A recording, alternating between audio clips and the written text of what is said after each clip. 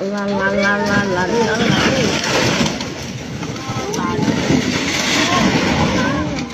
Tụi nó cứ để vô cho tao à.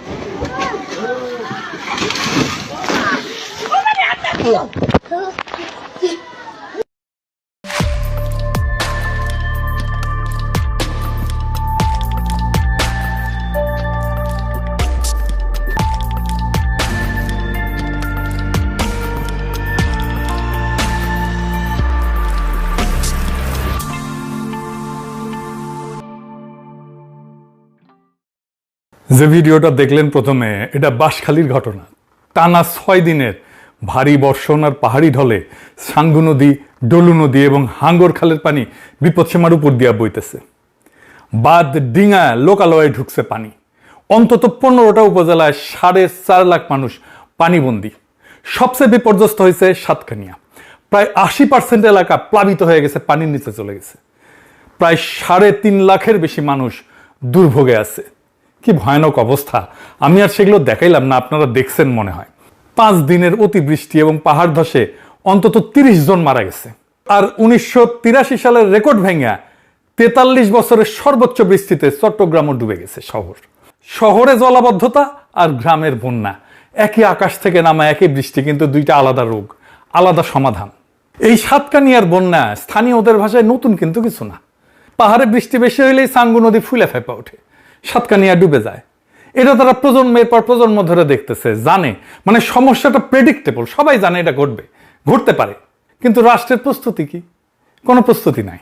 ঘটনা ঘটলে ব্যবস্থা নেয়, সেনা নামে, আগে কিছু করা হয় না। আজকের এপিসোড চট্টগ্রামের নগর ডোবা নিয়ে, এটা নিয়ে আগে আলাপ করে নিই, কারণ দুইটা জিনিস আলাদা, দুইটা সমাধান আলাদা। চট্টগ্রাম নগরটা আমাদের বুঝে দেখা দরকার। চট্টগ্রাম ডোবে, বারবার ডোবে। চট্টগ্রাম আমাদের দেশের সবচেয়ে সুন্দর মহানগর, আমাদের বাণিজ্যিক রাজধানী। আমাদের জন্য গুরুত্ব ঢাকার পরেই চট্টগ্রামের। আমাদের কালচারাল ক্যাপিটালও চট্টগ্রাম, আমাদের ইকোনমির হৃৎপিণ্ড। এই চট্টগ্রাম আর চট্টগ্রামের কি অবস্থা দেখেন। এই জলাবদ্ধতার সমস্যা তো একদিনে শুরু হয় নাই, এটা বিকট আকার ধারণ করছে 2002 সাল থেকে। চট্টগ্রামের স্থানীয় এই সংবাদটা দেখেন, 2022 সালে প্রকাশিত। এডিটর সাহেব তারিখটা দেখান। তারা বলতেছে এই সমস্যা 2 দশকে প্রকট আকার ধারণ করেছে। সবচেয়ে গুরুত্বপূর্ণ শিরোনামটা আছে টাইটেলেই। এডিটর সাহেব একটা হাইলাইট করে দেন, চট্টগ্রাম উন্নয়ন কর্তৃপক্ষ জানেই না এই সমস্যা কেন হইতেছে। কি অবস্থা, আজব কাণ্ড। আসেন এটা বুঝে দেখি যে আসল সমস্যাটা কোথায়। 2006 সালে আমি বাংলাদেশে যে কোম্পানিতে কাজ করতাম আর কি, ওই সময় নতুন জয়েন করছি, 1 মাসও হয় নাই। রাতে চট্টগ্রামের ম্যানেজার ফোন দিল, গভীর রাতে, কান্না কান্না স্বরে কইতেছে, স্যার বৃষ্টিতে আমাদের ডিপো ডুবে গেছে, সব ওষুধ পানির তলে, আমরা কিছু করতে পারতেছি না। বুঝতে না বুঝতেই বন্যার মতো পানি এসে সব ডুবাই ফেলছে। কয়েক কোটি টাকার ওষুধ পানির নিচে। পরদিন অফিসে যায় খোঁজ নিলাম, বিড়ি গিচ্ছিরি অবস্থা। জিজ্ঞাইলাম ওইখানে কেন ডিপো নিচ্ছেন আপনারা, পানি ওঠে জানেন না? কইল স্যার জিন্দেগিতে এই জায়গায় পানি ওঠে নাই, এবারই প্রথম। তার মানে প্রত্যেক বছর নতুন নতুন এলাকায় পানি উঠতেছে। আমার ছোটবেলায় চট্টগ্রামে অনেক সময় ধরে থাকছি। আমার বড় মামা থাকতেন চট্টগ্রামে ইস্পাহানি বিল্ডিংয়ে। স্কুলে যখন ছুটির মৌসুম আসতো, গরমের ছুটি, রোজার ছুটি, তারপরে গরমের ছুটি, রোজার ছুটি, তারপরে এসএসসি পরীক্ষার ছুটি, তখন যাইতাম চট্টগ্রামে। পাশেই বড় বাটালি হিল, ছোট বাটালি হিল, দাপাদাপি করতাম। ইস্পাহানি বিল্ডিং এর পিছিয়ে একটা পেঁচানো লোহার সিঁড়ি আছে, এখন আছে কিনা জানি না। নিচতলায় মেজর রফিক থাকতো, মানে আওয়ামী লীগের স্বরাষ্ট্রমন্ত্রী হয়েছিল। আমি এখনো স্বপ্নে মাঝে মাঝে ইস্পাহানি বিল্ডিং এর পাশের রাস্তাটা দেখি। আমার খুব ভালো সময় কাটছে। যাই হোক, এটা বললাম বোঝানোর জন্য যে চট্টগ্রাম আমার অনেক আপন আর কাছের জায়গা। তাই আমারও প্রশ্ন, চট্টগ্রাম ডুবে কেন? কেন বারে বারে চট্টগ্রামের নতুন নতুন এলাকা ডুবতেছে? অনেকে বলে খাল ভরাট, দখল, ময়লা, বৃষ্টি বেশি। ঠিক আছে, সব সত্য, কিন্তু এই উত্তরগুলা একটা জিনিস লুকায় রাখে। এগুলো লক্ষণ, রোগ না। কারণ এই একই শহরে 10,500 কোটি টাকা ঢালা হয়েছে গত 10 বছরে। খাল খোঁড়া হয়েছে, গেট বসানো হয়েছে, বিদেশি কনসালটেন্ট আসছে, মাস্টার প্ল্যান হয়েছে, কাম হয়েছে লবডঙ্কা। এরপরে এক পশলা বৃষ্টি হয়, মুরাদপুর বেঁচে যায়। তাহলে সমস্যাটা তো টাকার না, বুদ্ধিরও না। এত ইঞ্জিনিয়ার, এত পরিকল্পনাবিদ আছে, তাহলে সমস্যাটা কি? সমস্যার সমাধান করতে পারে না কেন? চট্টগ্রাম ডুবে কারণ রাষ্ট্র নিজেই শহরটাকে ভালো করে দেখতে পায় না। আর যেটুকু দেখে সেটা এক হাতে ধরতে পারে না, দায়িত্ব নিতে পারে না। এই কথাটার মানে কি, এটা একটু বুঝতেছি। আজকে এটা পুরো এপিসোড এটা নিয়ে আলোচনা করব। চট্টগ্রামকে আলাদা করে আমাদের বুঝতে হবে। কেন? চট্টগ্রামের জলাবদ্ধতা আর ঢাকার জলাবদ্ধতা এক জিনিস না। ঢাকার সমস্যা মূলত ড্রেনেজের, পানি নামে না, ড্রেন বন্ধ। চট্টগ্রামের সমস্যা জল বিজ্ঞানের, হাইড্রোলজির। এই দুইটা পুরো আলাদা। চট্টগ্রাম বসে আছে তিনটা শক্তির টানাপোড়েনের মাঝখানে। উপরে পাহাড়, বৃষ্টি হইলে পানি নামায়, সাথে নামায় বালি মাটি যেটা খাল ভরাট করে ফেলে। নিচে কর্ণফুলী আর সাগর, জোয়ারের সময় পানি উল্টা শহরে ঢুকায় দেয়। আর মাঝখানে শহর, যেটা দুই চাপের মধ্যে স্যান্ডউইচ হয়েছে। এই জন্যে চট্টগ্রামে শুধু খাল খুললে হবে না, জোয়ারের সময় খালের মুখ বন্ধ রাখা, ভাটার সময় খোলা, এই কাজটা করার জন্য লাগে স্লুইস গেট, টাইডাল রেগুলেটর। প্রকৃতি এই শহরকে এমন একটা বিশেষত্ব দিচ্ছে যেখানে টাইমিংই সব। কখন পানি ছাড়বেন, কখন আটকাবেন, আপনাকে খেলতে হবে প্রকৃতির সাথে, তার ইচ্ছার সাথে মিশে থাকার তরিকা বুঝতে হবে। কিন্তু প্রকৃতির সাথে খেলাটা কঠিন, অসম্ভব না। নেদারল্যান্ডের অর্ধেক দেশ সমুদ্রের নিচে, ঠিক আছে না দেশটা, এই টাইডাল ম্যানেজমেন্ট দিয়ায়, তাইলে ওরা পারে, আমরা পারি না কেন?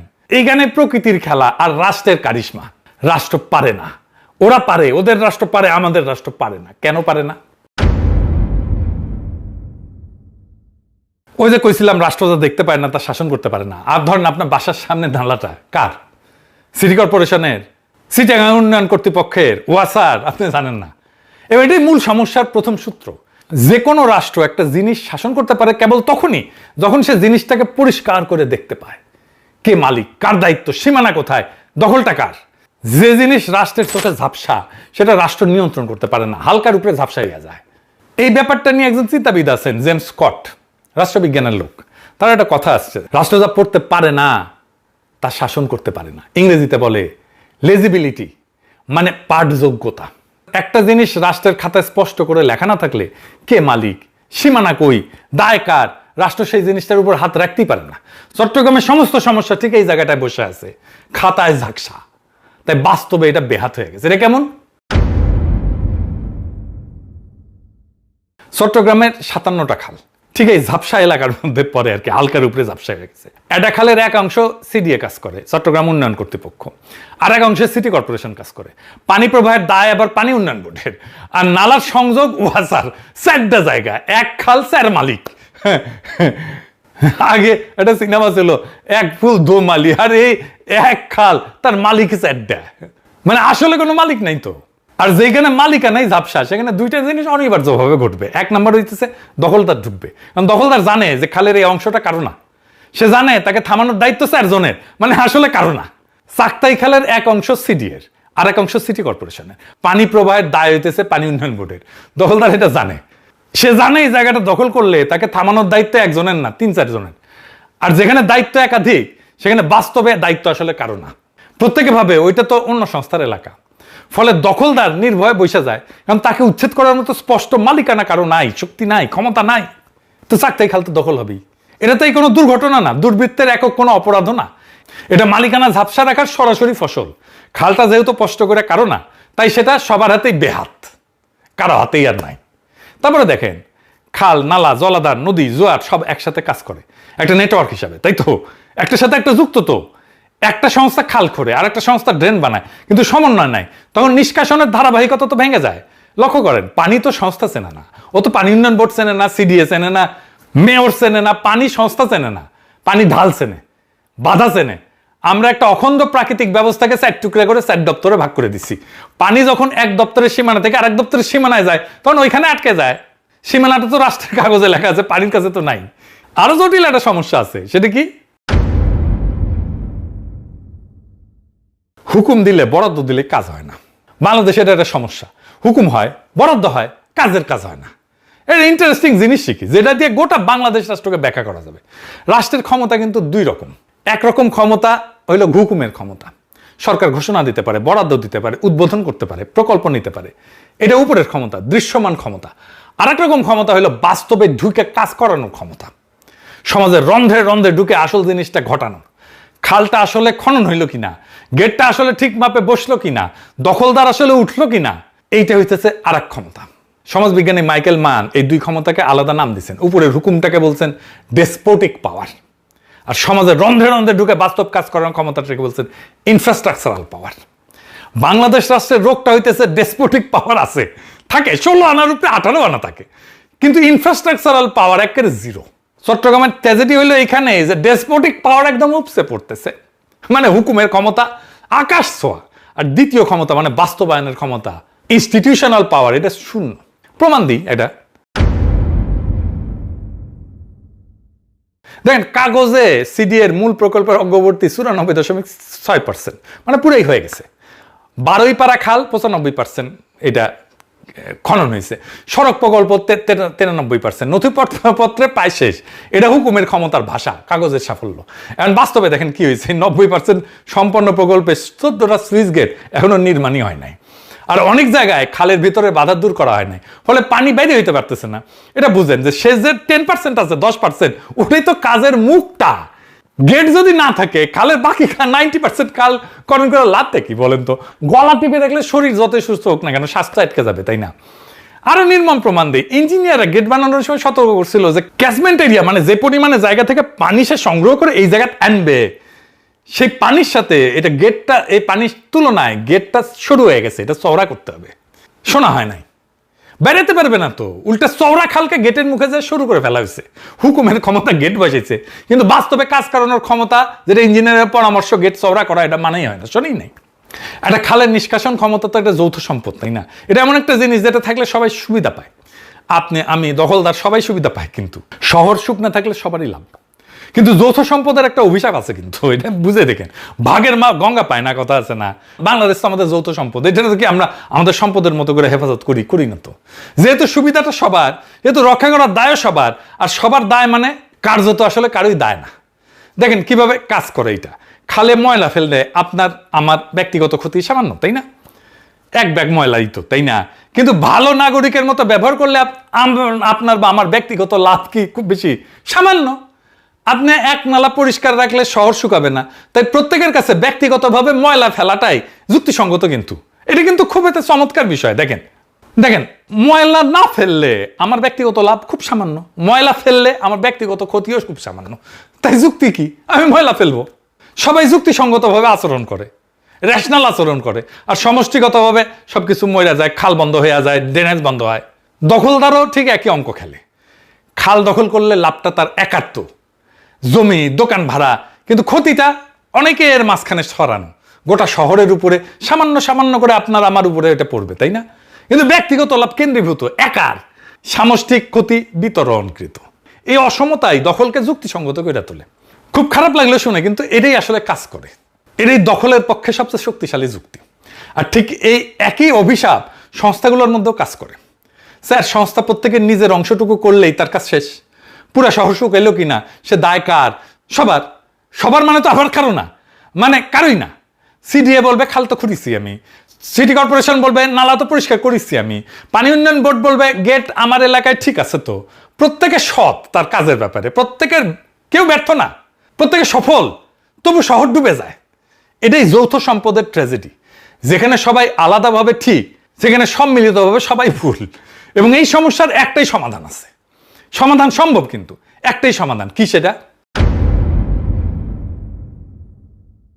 এটা হইতেছে বিশ্বাসযোগ্য একক কেন্দ্রীয় নেতৃত্ব, যার হাতে থাকবে নিয়ম বানানোর ক্ষমতা, নিয়ম ভাঙলে শাস্তি দেওয়ার ক্ষমতা, আর সবচেয়ে জরুরি একক দায়িত্ব নেবে সে। যেখানে ব্যর্থ হইলে জবাব একজনকে দিতে হবে, 4 জন না। প্রথমে বলছিলাম না যে রাষ্ট্র ঝাপসা জিনিস শাসন করতে পারে না। তাই প্রথম কাজ খালকে রাষ্ট্রের চোখে স্পষ্ট করা। প্রত্যেকটা খাল নালার একক নিঃসন্দেহ মালিকানা নিশ্চিত করতে হবে। কে দায়ী, কার সীমানা, দখলটা কার, কাগজে না মাঠে, এটা চিহ্নিত করতে হবে। ইনস্টিটিউশনাল পাওয়ার গড়ে তোলার কাজটা ঠিকভাবে হয়েছে কিনা সেটা নিশ্চিত করতে হবে। তাই বাকি হয়েছে 14টা গেট, যেটা হয়নি তৈরি, ওটা শেষ করতে হবে। আর গেটের ম্যাপ ক্যাচমেন্টের সাথে যে পরিমাণে জায়গা থেকে পানি আসবে সেটার সাথে মিলায় শোধরানো হইতে হবে। এটা চওড়া করতে হবে, পানি বেরোনোর রাস্তা দিতে হবে। নতুন প্রকল্প নেওয়ার চাইতে পুরানা যে সমস্যা সেটা সমাধান করতে হবে। এই শেষ 10%ই আসল 100% আসলে। এবং প্রকল্পের সাফল্য মাপতে হবে কাগজের অগ্রগতিতে না, বৃষ্টির দিনে শহর শুকনা থাকলো কিনা এটা দেখে। আর কি বলছিলাম না, সবার দায় মানে কারো দায় না।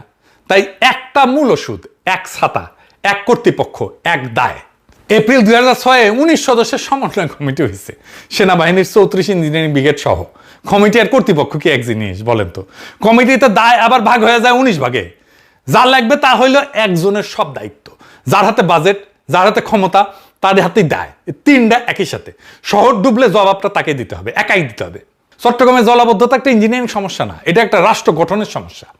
পানি এখানে নিছক পানি না, পানি হইল একটা আয়না, যেখানে বাংলাদেশ রাষ্ট্রের চেহারাটা ধরা পড়ে।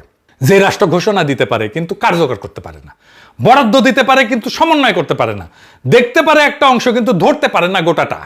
চট্টগ্রামের জলাবদ্ধতা ঠিক করা সম্ভব? এখন প্রশ্ন করতে পারেন কয়দিনে ঠিক হবে? এই প্রশ্নটা আগে জিজ্ঞেস করেন। রাষ্ট্রকে কোনোদিন শহরটা ড্রেনেজ ম্যানেজমেন্ট একক কর্তৃপক্ষের হাতে দিতে রাজি হবে? যেদিন একজন দায়িত্ব নেবে, বাজেট ক্ষমতার দায় তিনটা যখন এক হাতে, সেদিন থেকে 2 থেকে 3 বছর এই সমস্যার সমাধান হয়ে যাবে একবারে পুরাপুরি। তার আগে না, 200 বছরেও না। আপনি যত হাজার কোটি টাকা ঢালেন না কেন, লাখ কোটি টাকা ঢালেন না কেন, হবে না এটা। চট্টগ্রামবাসী আওয়াজ তোলেন, এক ড্রেনেজ কর্তৃপক্ষের হাতে চট্টগ্রামের জলাবদ্ধতার সমস্যার সমাধানের দায়িত্ব দিতে হবে। তাহলেই চট্টগ্রামবাসী এই জলাবদ্ধতার সমস্যা থেকে মুক্তি পাবে। ইনকিলাব জিন্দাবাদ।